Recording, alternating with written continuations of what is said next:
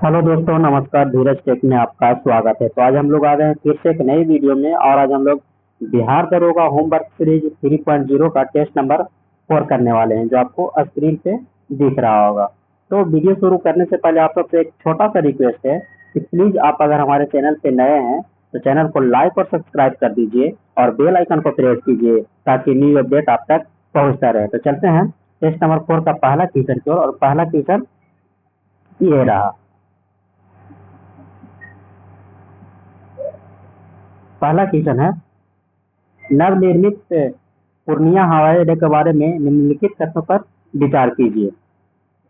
तो यह बिहार का 5वां नागरिक हवाई अड्डा है, और दो में है, इस हवाई अड्डे का निर्माण पूर्व निर्मित पोर्टो केबिनों के उपयोग करके किया गया है। तो इसका राइट आंसर हो जाएगा ऑप्शन ए, केवल वन इसका राइट आंसर हो जाएगा ऑप्शन ए, यानी कि यह बिहार का 5वां नागरिक हवाई अड्डा है। तो इसका राइट आंसर हो जाएगा ऑप्शन ए, केवल वन। नेक्स्ट क्वेश्चन पर बढ़ते हैं। क्वेश्चन नंबर सेकेंड में है,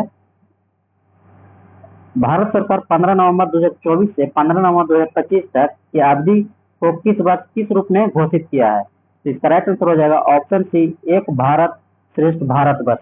एक भारत श्रेष्ठ भारतवर्ष, इसका राइट आंसर हो जाएगा ऑप्शन सी। नेक्स्ट क्वेश्चन पर बढ़ते हैं। क्वेश्चन नंबर थर्ड में है, वैश्विक नवाचार सूचकांक GII 2025 के संदर्भ में निम्नलिखित तथ्यों पर विचार कीजिए। तो आप पहला में दिया हुआ है, भारत 34वें स्थान पर पहुंच गया है, और दो में अमेरिका के GII 2025 रैंकिंग में शीर्ष पर है। तो इसका राइट आंसर हो जाएगा ऑप्शन है केवल वन इसका राइट आंसर हो जाएगा ऑप्शन ए, यानी कि भारत 34वें स्थान पर पहुंच गया है। तो ये सही है। अमेरिका GII 2025 रैंकिंग में शीर्ष पर है, तो ये गलत है। तो शीर्ष पे कौन है? तो चीन है। नेक्स्ट क्वेश्चन पर बढ़ते हैं। क्वेश्चन नंबर फोर में है, सितंबर 2025 में ज्ञान भारतम पर अंतर्राष्ट्रीय सम्मेलन कहाँ आयोजित किया गया। तो इसका राइट आंसर हो जाएगा ऑप्शन बी, भोपाल में। भोपाल इसका राइट आंसर हो जाएगा ऑप्शन बी।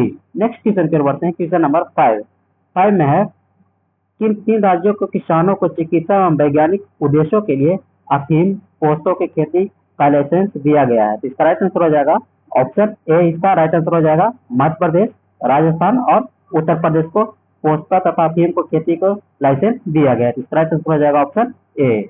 नेक्स्ट क्वेश्चन पर बढ़ते हैं। क्वेश्चन नंबर 6 में है, विश्व के पहले AI निर्मित मंत्री के संदर्भ में निम्नलिखित कथनों पर विचार कीजिए, और उपयुक्त कथन में से कौन सा सही है वो बताना है। एक में दिया हुआ है, अल्बानिया AI मंत्री नियुक्त करने वाला विश्व का पहला देश बन गया है, तो ये गलत होगा। दो में है, विश्व के पहले AI निर्मित मंत्री का नाम बाबा तोमर है, तो इसका राइट आंसर हो जाएगा ऑप्शन डी, केवल दो, तो ये सही है। नेक्स्ट क्वेश्चन पर बढ़ते हैं। क्वेश्चन नंबर 7 में है, सितंबर 2025 के केंद्रीय शिक्षा मंत्री धर्मेंद्र प्रधान अटल टिकरिंग लैब्स का शुभारंभ कहाँ किया है। तो इसका राइट आंसर हो जाएगा ऑप्शन सी, दुबई इसका राइट आंसर हो जाएगा ऑप्शन सी। क्वेश्चन एक बार फिर से सुन लीजिए। सितंबर 2025 में केंद्रीय शिक्षा मंत्री धर्मेंद्र प्रधान ने अटल टिकरिंग लैब्स का शुभारंभ किया है, तो दुबई में किया है। अगर पूछ दे कि केंद्रीय शिक्षा मंत्री वर्तमान में कौन है, तो धर्मेंद्र प्रधान। कौन है? तो धर्मेंद्र प्रधान। नेक्स्ट क्वेश्चन पर बढ़ते हैं। क्वेश्चन नंबर 8 में है, बैराबी सैरांग रेलवे लाइन एक संदर्भ में निम्नलिखित तथ्यों पर विचार कीजिए। तो इसका राइट आंसर हो जाएगा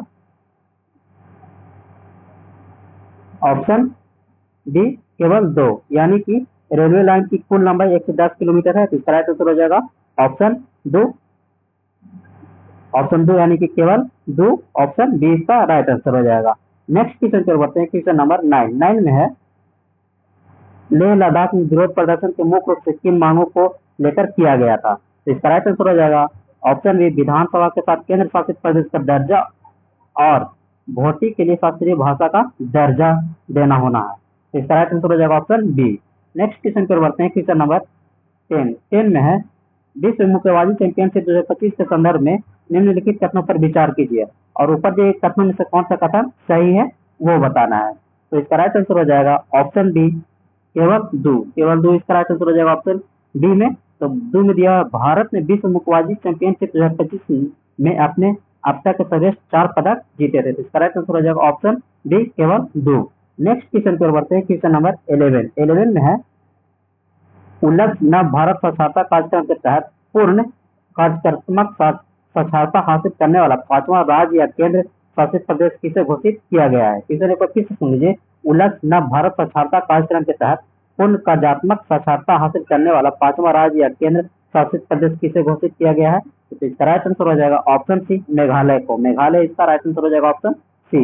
नेक्स्ट क्वेश्चन पर बढ़ते हैं। क्वेश्चन नंबर 12 में है अभ्यास पैसिफिक रिच 2025 के संदर्भ में निम्नलिखित कथनों पर विचार कीजिए और उपयुक्त कथनों में से कौन से कथन सत्य हैं वो बताना है। तो इसका राइट आंसर हो जाएगा ऑप्शन है केवल वन इसका राइट आंसर हो जाएगा। तो वन में क्या दिया हुआ है? यह सिंगापुर में आयोजित किया गया था, तो ये सही हो जाएगा। नेक्स्ट क्वेश्चन की ओर बढ़ते हैं। क्वेश्चन नंबर 13 में है नेपाल के जनरेशन जेड युवाओं के नेतृत्व में व्यापक विरोध प्रदर्शन का प्राथमिक कारण क्या थे? ठीक है, क्वेश्चन को फिर से सुन लीजिए। नेपाल के जनरेशन जेड युवाओं के तहत उसके नेतृत्व में व्यापक विरोध प्रदर्शन का प्राथमिक कारण क्या था? तो इसका राइट आंसर हो जाएगा ऑप्शन है प्रमुख सोशल मीडिया प्लेटफॉर्म पर प्रतिबंधित होना। प्रमुख सोशल मीडिया प्लेटफॉर्म पर प्रतिबंधित करना, इसका राइट आंसर हो जाएगा ऑप्शन ए। नेक्स्ट क्वेश्चन पर बढ़ते हैं। क्वेश्चन नंबर 14 में है हाल ही में लगा जीएसटी 2.0 के संदर्भ में निम्नलिखित कथनों पर विचार कीजिए। तो इसका राइट आंसर हो जाएगा ऑप्शन ए केवल तीन इसका राइट आंसर हो जाएगा। तो 3 में क्या दिया हुआ है एक बार हम लोग देख लेते हैं। 3 में है आर्थिक विरासत वस्तुओं और पाप वस्तुओं पर 40% जीएसटी दर लागू होती है। तो इसका राइट आंसर हो जाएगा ऑप्शन ए केवल तीन इसका राइट आंसर हो जाएगा। नेक्स्ट क्वेश्चन पर बढ़ते हैं। क्वेश्चन नंबर 15 में है सितंबर 2025 में नवनिर्मित रॉयल भूटान बौद्ध मंदिर का उद्घाटन कहाँ किया गया है? तो इसका राइट आंसर हो जाएगा ऑप्शन ए वैशाली में। वैशाली इसका राइट आंसर हो जाएगा ऑप्शन ए। नेक्स्ट क्वेश्चन पर बढ़ते हैं। क्वेश्चन नंबर 16 में है जल सुरक्षा राष्ट्रीय पहल के संदर्भ में निम्नलिखित कथनों पर विचार कीजिए और उपयुक्त कथन से कौन से कथन सत्य हैं वो बताना है। तो इसका राइट आंसर हो जाएगा ऑप्शन है केवल वन में दिया हुआ है इसे केंद्रीय ग्रामीण विकास मंत्रालय और केंद्रीय जल शक्ति मंत्रालय द्वारा संयुक्त रूप से शुरू किया गया है। तो ये एक नंबर सही हो जाएगा, यानी कि ऑप्शन ए में केवल 1 सही हो जाएगा। नेक्स्ट क्वेश्चन पर बढ़ते हैं। क्वेश्चन नंबर 17 में है अमेरिका राष्ट्रपति डोनाल्ड ट्रंप ने हाल ही में रक्षा विभाग का नाम बदलने के लिए कार्यकारी आदेश का हस्ताक्षर किया है। कार्यकारी आदेश पर हस्ताक्षर किए हैं, तो इसका राइट आंसर हो जाएगा ऑप्शन सी युद्ध विभाग पे इन्होंने अभी हाल ही में सिग्नेचर किया, यानी कि अपना हस्ताक्षर किए हैं। नेक्स्ट क्वेश्चन पर बढ़ते हैं। क्वेश्चन नंबर 18 में है सांख्यिकी एवं कार्यक्रम कार्यान्वयन मंत्रालय द्वारा जारी भारत में बच्चे क्वेश्चन को फिर से सुनिए। सांख्यिकी एवं कार्यक्रम कार्यान्वयन मंत्रालय द्वारा जारी भारत में बच्चे 2025 रिपोर्ट के संदर्भ में निम्नलिखित कथनों पर विचार कीजिए और उपयुक्त जो में से कौन से सुमेलित हैं वो बताना है। तो 18 का राइट आंसर हो जाएगा ऑप्शन सी। 1 और 2 इसका राइट आंसर हो जाएगा ऑप्शन सी। तो 1 में दिया हुआ है राष्ट्रीय स्तर पर 2023 प्रति 1000 जनसंख्या पर कुल जन्म दर 8.4 थी। ठीक है, तो ये सही हो जाएगा। शिशु मृत्यु दर 2003 में घटकर 25 हो गई थी, तो ये भी सही है। तो इसका राइट आंसर हो जाएगा ऑप्शन सी। 1 और 2 दोनों। नेक्स्ट क्वेश्चन पर बढ़ते हैं। क्वेश्चन नंबर 19 में है सरस आजीविका मेला 2025 का आयोजन किसके द्वारा किया गया? ठीक है, क्वेश्चन एक बार फिर से सुन लीजिए। सरस आजीविका मेला 2025 का आयोजन किसके द्वारा किया गया? इसका राइट आंसर हो जाएगा ऑप्शन बी केंद्रीय संस्कृति मंत्रालय द्वारा। केंद्रीय संस्कृति मंत्रालय द्वारा सरस आजीविका मेला का उद्घाटन किया गया। इसका राइट आंसर हो जाएगा ऑप्शन बी। नेक्स्ट क्वेश्चन पर बढ़ते हैं। क्वेश्चन नंबर 20 में है स्वच्छ वायु सर्वेक्षण पुरस्कार 2025 के संबंध में निम्नलिखित कथनों पर विचार कीजिए और उपयुक्त कथनों में से कौन सा कथन सत्य है वो बताना है। तो इसका राइट आंसर हो जाएगा ऑप्शन ए केवल वन इसका राइट आंसर हो जाएगा। तो 1 में दिया हुआ है ये पुरस्कार राष्ट्रीय स्वच्छ वायु कार्यक्रम के अंतर्गत प्रदान की जाती है। तो इसका राइट आंसर हो जाएगा ऑप्शन ए केवल 1। नेक्स्ट क्वेश्चन पर बढ़ते हैं। क्वेश्चन नंबर 21 में है operation Sindoor the untold story of India deep strikes inside Pakistan नामक पुस्तक के लेखक कौन है? तो इसका राइट आंसर हो जाएगा ऑप्शन सी सेवानिवृत्त lieutenant general doctor Subrata Shah इसका राइट आंसर हो जाएगा। अगर पूछ दे तो operation Sindoor the untold story of India deep strikes inside Pakistan नामक पुस्तक के लेखक कौन है? इसका राइट आंसर हो जाएगा ऑप्शन सी सेवानिवृत्त lieutenant general doctor Subrata Shah इसका राइट आंसर हो जाएंगे। नेक्स्ट क्वेश्चन की ओर बढ़ते हैं, क्वेश्चन नंबर 22 में है 56वीं जीएसटी परिषद बैठक 2025 के संदर्भ में निम्नलिखित कथनों पर विचार कीजिए और उपयुक्त कथनों में से कौन से कथन सत्य हैं वो बताना है। तो 22 का राइट आंसर हो जाएगा ऑप्शन बी, केवल दो इसका राइट आंसर हो जाएगा ऑप्शन डी। दो में है 40% की डिमेरिट दर वाले पाप वस्तुओं के लिए अनुशासित की गई है, इसका राइट आंसर हो जाएगा ऑप्शन डी, केवल दो। नेक्स्ट क्वेश्चन की ओर बढ़ते हैं, क्वेश्चन नंबर 23 में है चंद्रयान 5 मिशन भारत और जापान के किस संयुक्त कार्यक्रम का हिस्सा है। क्वेश्चन एक बार फिर सुन लीजिए, चंद्रयान 5 मिशन भारत और जापान के किस संयुक्त कार्यक्रम का हिस्सा है, इसका राइट आंसर हो जाएगा ऑप्शन सी, सेलेन द्वितीय परियोजना। सेलेन द्वितीय परियोजना के तहत चंद्रयान 5 भारत और जापान के भी संयुक्त कार्यक्रम का हिस्सा है, तो इसका राइट आंसर हो जाएगा ऑप्शन सी। नेक्स्ट क्वेश्चन पर बढ़ते हैं, क्वेश्चन नंबर 24 में है हाल ही में अगस्त 2025 में भारत से किसे आईएमएफ का कार्यकारी निदेशक नियुक्त किया गया है। ठीक है, क्वेश्चन एक बार फिर से सुन लीजिए, हाल ही में भारत से किसे आईएमएफ का कार्यकारी निदेशक नियुक्त किया गया है, तो इसका राइट आंसर हो जाएगा ऑप्शन सी, अरविंद सुब्रमण्यम को। किसको? तो अरविंद सुब्रमण्यम को आईएमएफ का हाल ही में अध्यक्ष चुना गया है। नेक्स्ट क्वेश्चन पर बढ़ते हैं, क्वेश्चन नंबर 25 में है शंघाई सहयोग संगठन एससीओ के शिखर सम्मेलन 2025 के संदर्भ में निम्नलिखित कथनों पर विचार कीजिए और उपयुक्त कथनों में से कौन से कथन सत्य हैं वो बताना है। तो इसका राइट आंसर हो जाएगा ऑप्शन बी, केवल दो इसका राइट आंसर हो जाएगा ऑप्शन बी। तो दो में क्या है, यह शंघाई चीन में आयोजित किया गया था, तो इसका राइट आंसर हो जाएगा ऑप्शन दो, केवल ऑप्शन बी में है केवल दो। नेक्स्ट क्वेश्चन पर बढ़ते हैं, क्वेश्चन नंबर 26 में है हाल ही में भारत की पहली बंदरगाह आधारित ग्रीन हाइड्रोजन पायलट परियोजना का उद्घाटन कहाँ किया गया, तो इसका राइट आंसर हो जाएगा ऑप्शन ए, जवाहरलाल नेहरू बंदरगाह इसका राइट आंसर हो जाएगा ऑप्शन ए। नेक्स्ट क्वेश्चन पर बढ़ते हैं, क्वेश्चन नंबर 27 में है भारत का पहला गिर संरक्षण पोर्टल कहाँ लॉन्च किया गया।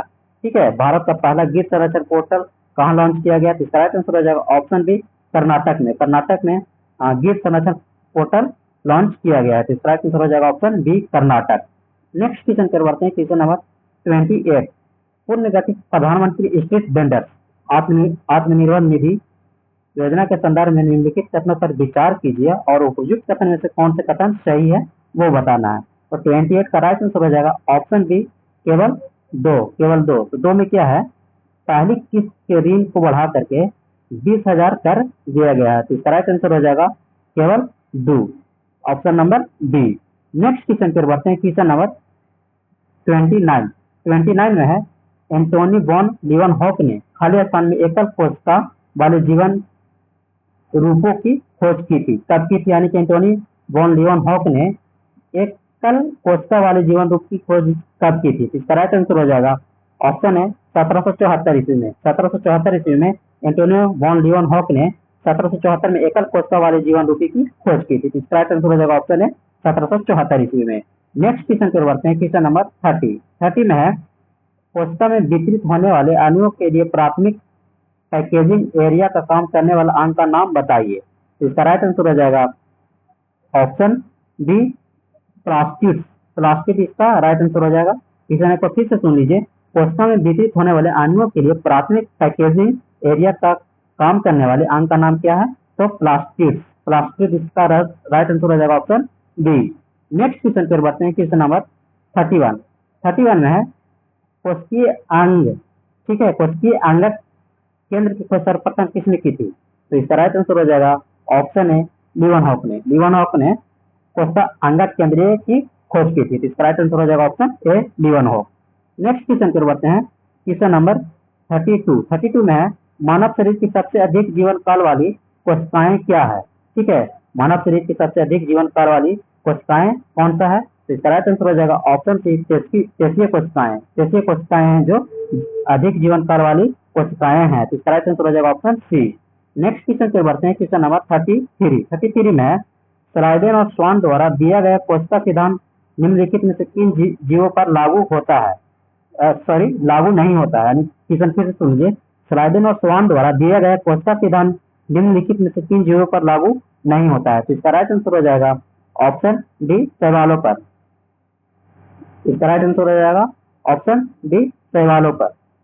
शैवालों पर इसका राइट आंसर हो जाएगा ऑप्शन डी। तो शैवालों का अध्ययन क्या कहलाता है, तो फाइकोलॉजी, और कपों का अध्ययन क्या कहलाता है, तो माइकोलॉजी। नेक्स्ट क्वेश्चन पर बढ़ते हैं, क्वेश्चन नंबर 34 में है 1839 में जॉन इम्बालोजिस्टा पुरकिंजे को किस खोज के लिए जाना जाता है। ठीक है, तो इसका राइट आंसर हो जाएगा ऑप्शन है, एक भाषायुक्त द्विस्तरीय झिल्ली प्रसारित करने के लिए जाना जाता है किसको, डुजार्डिन पुरकिंजो को।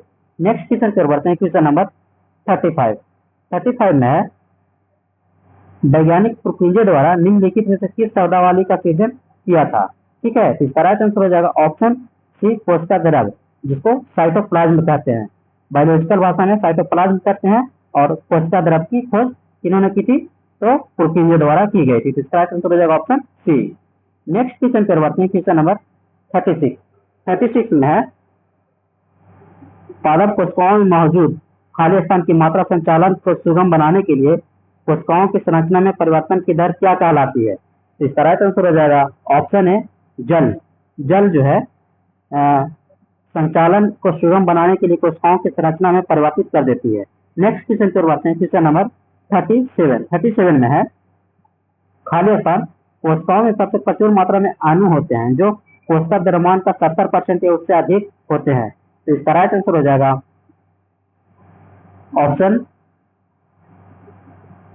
सी, प्रोटीन इसका राइट आंसर हो जाएगा। 37 नंबर क्वेश्चन का 37 में क्वेश्चन एक बार फिर से देख लीजिए, कहा गया है कि कोशिकाओं में सबसे प्रचुर मात्रा में अणु होते हैं जो कोशिका द्रव्यमान का 70% से अधिक होते हैं। तो प्रोटीन है, यहाँ पे खाली स्थान की जगह पे प्रोटीन हो जाएगा। क्या हो जाएगा, प्रोटीन। इसका राइट आंसर हो जाएगा ही प्रोटीन।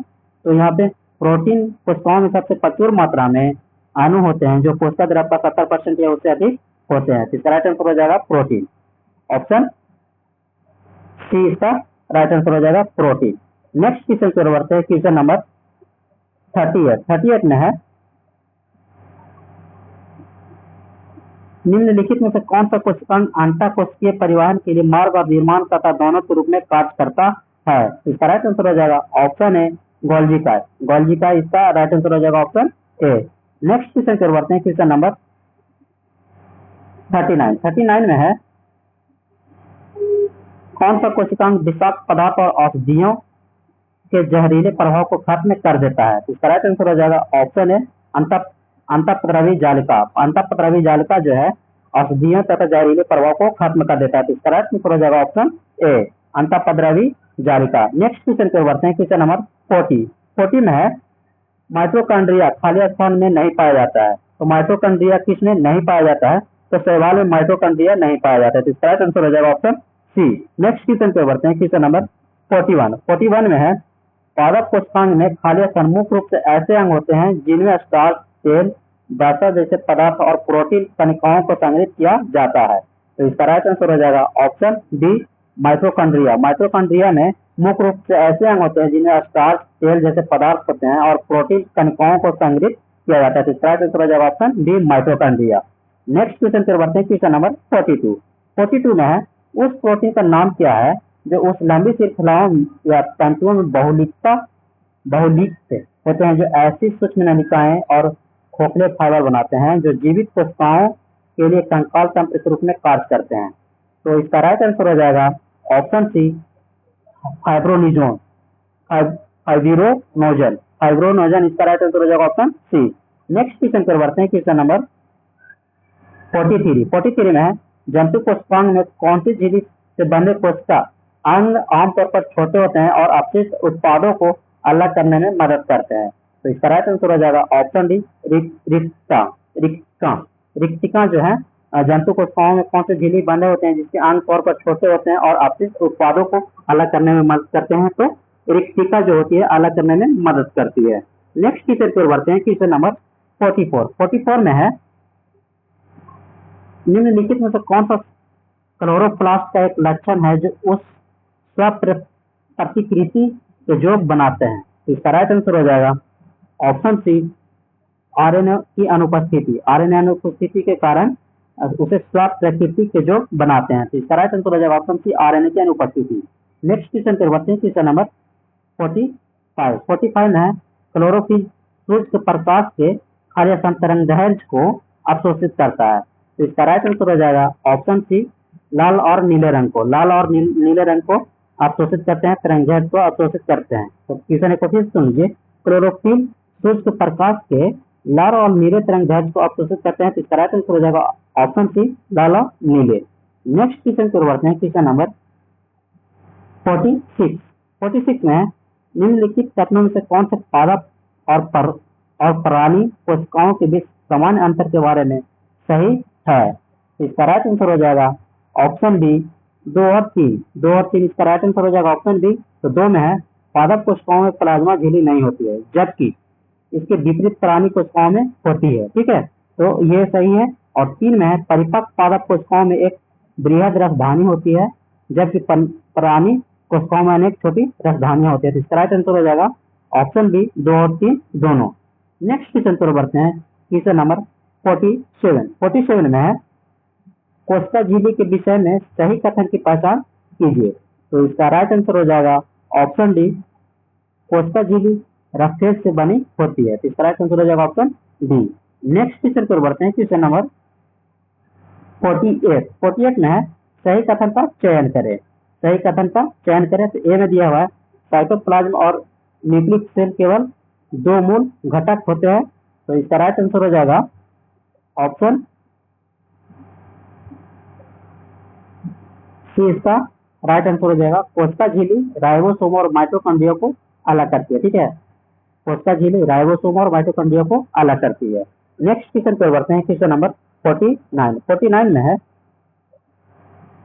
कोशिका झिल्ली के संबंध में निम्नलिखित में से कौन से कथन सही हैं।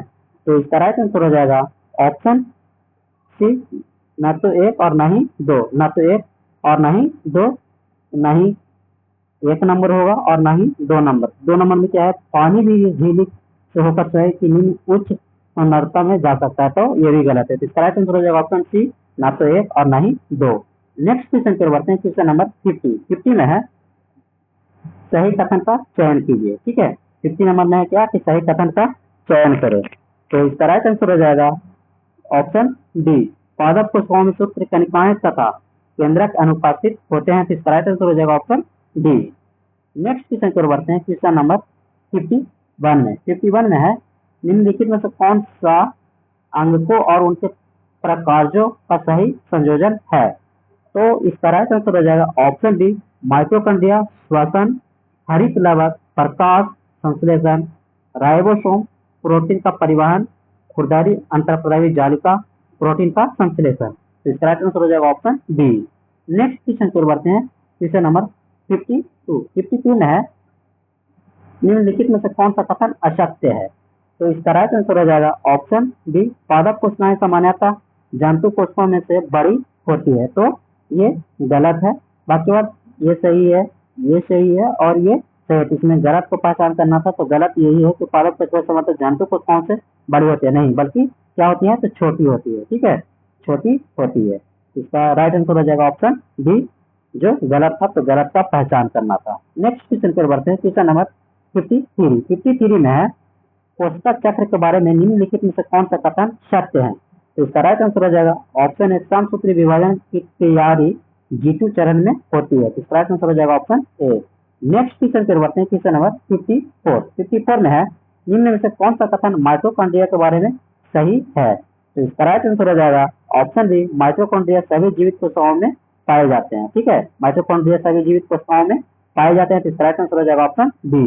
नेक्स्ट क्वेश्चन पर बढ़ते हैं, क्वेश्चन नंबर 55 में है स्तंभ ए को स्तंभ बी के साथ सम्मिलित कीजिए। स्तंभ ए में दिया हुआ है और स्तंभ बी में उसको मिलान करना है। तो इसका राइट आंसर हो जाएगा 55 का सी नंबर। सी नंबर क्या है देख लेते हैं एक बार। सी में है 1 2 3 4, 1 2 3 4। ठीक है, सी में है क्या 1 2 3 4, 1 2 3 4 है। तो यहाँ पे हम लोग एक बार मिला लेते हैं। ए में हो जाएगा कि देखिए यहाँ पे एक और क्वेश्चन हम लोग देख लेते हैं। सी नंबर में है, एक का बी, दो का सी, यानी कि B C D A, B C D A हो जाएगा। ठीक है, तो इसका हो जाएगा बी, इसका हो जाएगा सी, इसका हो जाएगा डी और इसका हो जाएगा ए, यानी कि पेप्टिडोग्लाइकन किससे संबंधित है? तो जीवाणु कोशिकाओं से। ठीक है, और पेप्टिन, पेप्टिन किससे संबंधित है? तो फलों की कोशिका भित्ति से। और काइटिन किससे संबंधित है? काइटिन, तो काइटिन कवा की कोशिका भित्ति से संबंधित है। और सेलुलोज किससे संबंधित है? तो पौधा की कोशिका भित्ति से संबंधित है। तो इसका राइट आंसर हो जाएगा, इसका राइट आंसर हो जाएगा ऑप्शन सी। ऑप्शन सी इसका राइट आंसर हो जाएगा। B C D A, B C D इसका राइट आंसर हो जाएगा ऑप्शन सी।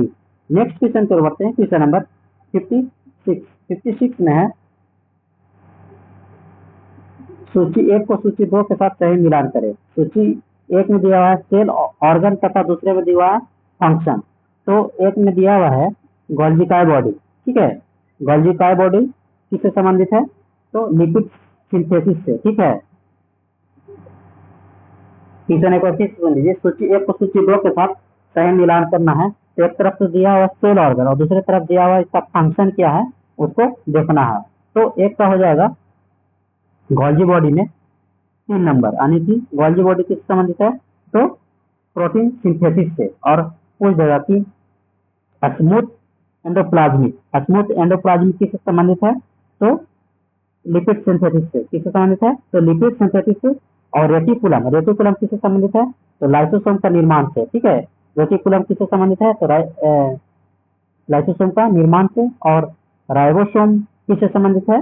राइबोसोम तो डाइजेशन से। ठीक है, तो इसका राइट आंसर हो जाएगा 56 का ऑप्शन डी, 3 4 2 1। 3 4 2 1 क्या हो जाएगा? तो 3 4 2 1, इसका राइट आंसर हो जाएगा ऑप्शन डी। नेक्स्ट क्वेश्चन पर बढ़ते हैं, क्वेश्चन नंबर 57 में भी दिया हुआ कॉलम ए को कॉलम बी के साथ सुमेलित करना है। तो इसका राइट आंसर हो जाएगा option D, D A B C. ठीक है, डी ए बी सी, इसका हो जाएगा डी, इसका हो जाएगा बी, इसका हो जाएगा सी तथा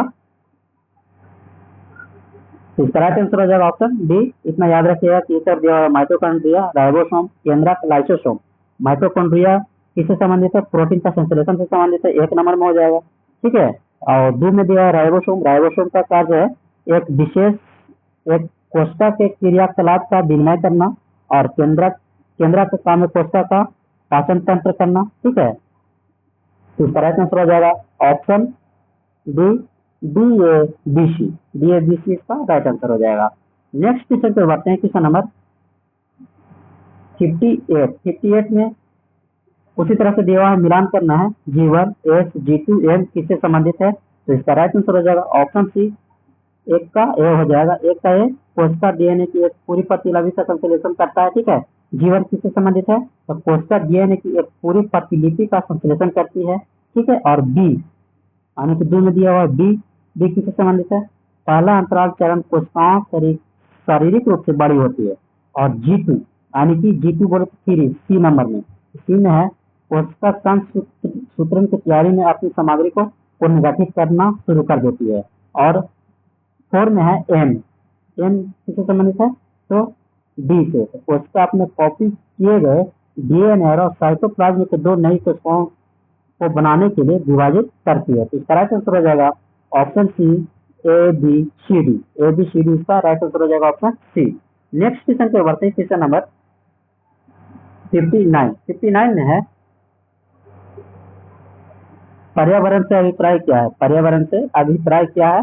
तो इसका राइट आंसर हो जाएगा ऑप्शन सी, भौतिक जैविकीय एवं सांस्कृतिक तत्वों की अंतःक्रियात्मक व्यवस्था जो अंतर संबंधित होती है। तो इसका राइट आंसर हो जाएगा ऑप्शन सी।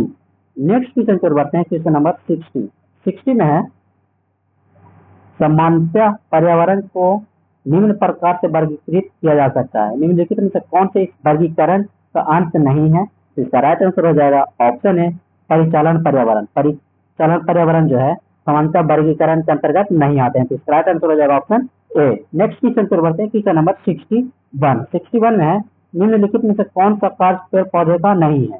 ठीक है, तो वायु का प्रदूषण करना इसका कार्य नहीं है, तो इसका राइट आंसर हो जाएगा ऑप्शन 61 का हो जाएगा, सॉरी माफ कीजिएगा, इसका हो जाएगा डी, ऑक्सीजन की विमुक्ति। ठीक है, इसका हो जाएगा ऑक्सीजन की विमुक्ति, इसका राइट आंसर हो जाएगा ऑप्शन डी। नेक्स्ट क्वेश्चन को बढ़ते हैं, क्वेश्चन नंबर 62 में है निम्नलिखित में से कौन सा वृक्ष का पर्यावरण के लिए खतरा है? तो इसका राइट आंसर हो जाएगा ऑप्शन सी, बबूल का पेड़। बबूल का पेड़ जो है, जो पर्यावरण के लिए खतरा है।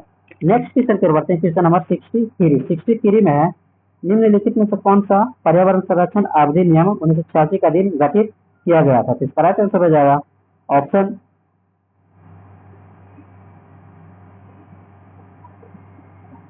सी हो जाएगा, केंद्रीय भूजल प्राधिकरण। इसका राइट आंसर हो जाएगा ऑप्शन सी। नेक्स्ट क्वेश्चन पर बढ़ते हैं, क्वेश्चन नंबर, भारत का पर्यावरण संरक्षण अधिनियम किस वर्ष पारित किया गया था?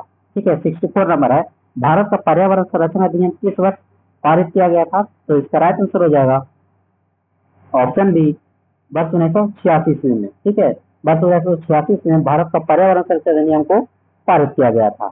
नेक्स्ट क्वेश्चन पर बढ़ते हैं, क्वेश्चन नंबर 65 में है इको मार्क प्रतीक संबंधित है किससे? ठीक है, इको मार्क जो प्रतीक होता है किससे संबंधित है? तो इसका राइट आंसर हो जाएगा ऑप्शन सी, सर्वोत्तम गुणवत्ता वाली वस्तुओं से। इसका राइट आंसर हो जाएगा ऑप्शन सी। नेक्स्ट क्वेश्चन पर बढ़ते हैं, क्वेश्चन नंबर 66 में है एक मार्क के संबंध में निम्नलिखित कथनों में से कौन सा कथन सही है? तो इसका राइट आंसर हो जाएगा ऑप्शन डी, इसका राइट आंसर हो जाएगा, न तो एक और न ही दो, इसका राइट आंसर हो जाएगा। यानी कि एक में है एक मार्क कृषि उत्पादक गुणवत्ता का शिक्षक है, और दो में एक मार्क प्रमाण पत्र भारतीय खाद्य निगम द्वारा जारी किया जाता है। खाद्य निगम द्वारा नहीं किया जाता है, बल्कि कृषि निगम द्वारा की जाती है, कृषि निगम द्वारा की जाती है। तो इसका राइट आंसर हो जाएगा ऑप्शन डी, न तो एक और न ही दो।